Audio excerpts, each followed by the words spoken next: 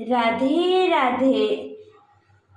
प्रिय भक्तों, आज के हमारे इस वीडियो में हम आपके लिए देव उठनी एकादशी की प्राचीन कथा लेकर आए हैं। एक समय की बात है, किसी नगर में एक राजा था। उसके राज्य में प्रजा बहुत सुखी थी। एकादशी के दिन उसके राज्य में कोई भी अन्न ग्रहण नहीं करता था और ना ही अन्न को बेचता था।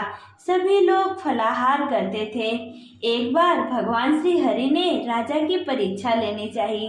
तब भगवान श्री हरि एक सुंदर स्त्री का रूप धारण करके सड़क पर बैठ गए। जब राजा वहां से गुजरा तो उसने उसे स्त्री को देखा। उसकी सुंदरता को देखकर राजा चकित रह गया। राजा ने उससे पूछा, हे सुंदरी, तुम कौन हो और इस तरह यहाँ बीच रास्ते में क्यों बैठी हो? तब सुंदर स्त्री बने भगवान बोले, मैं बेसहारा हूँ। इस दुनिया में मेरा कोई जानने वाला नहीं है। मैं किससे सहायता मांगू राजा? पहले ही उसके रूप मोहित हो चुका था। तो उसने उसे सुंदरी से कहा, तुम मेरे साथ मेरे महल में चलो और मेरी रानी बनकर रहो। यह सुनकर वह सुंदरी बोली, मैं तुम्हारी बात मान लूंगी, पर तुम्हें इस राज्य का अधिकार मुझे सौंपना होगा। राज्य पर मेरा पूर्ण अधिकार होगा। मैं जो भी बनाऊंगी तुम्हें खाना होगा। राजा उसकी रूप पर मोहित था, इसलिए उसने उसी सुंदरी की सभी शर्तें स्वीकार कर ली और उस सुंदरी को अपने महल में ले गया और उससे ब्याह कर उसे रानी बना लिया।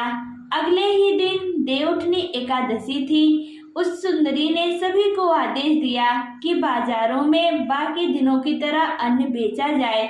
उसने महल में मांसाहारी भोजन पकाया तथा परोस कर राजा को खाने के लिए कहा। यह देखकर राजा बोला, रानी, आज देव उठनी एकादशी है, मैं तो केवल फलाहार करूंगा।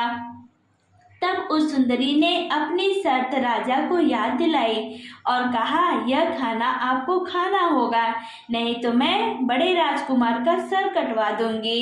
यह सुनकर राजा बहुत दुखी हुआ और अपने स्थिति अपनी बड़ी रानी से कही। तब बड़ी रानी बोली, महाराज, धर्म ना छोटे, बड़े राजकुमार की बाली दे दीजिए। बेटा तो फिर मिल जाएगा, लेकिन धर्म नहीं मिलेगा। ऐसा कहकर बड़ी रानी रोने लगी।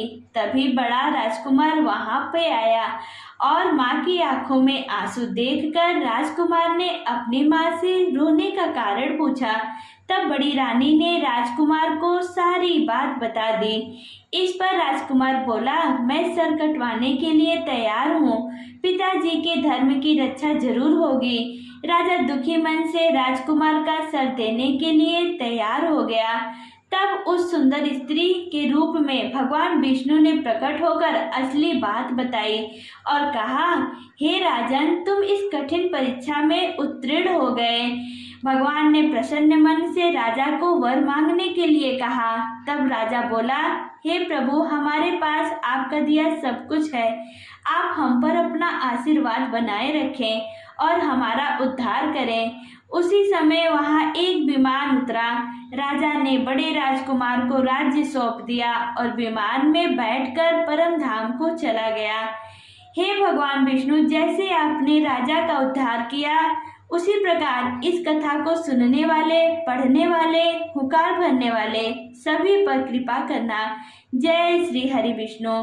कार्तिक मास के शुक्ल पक्ष की एकादशी को देव उठनी एकादशी कहा जाता है।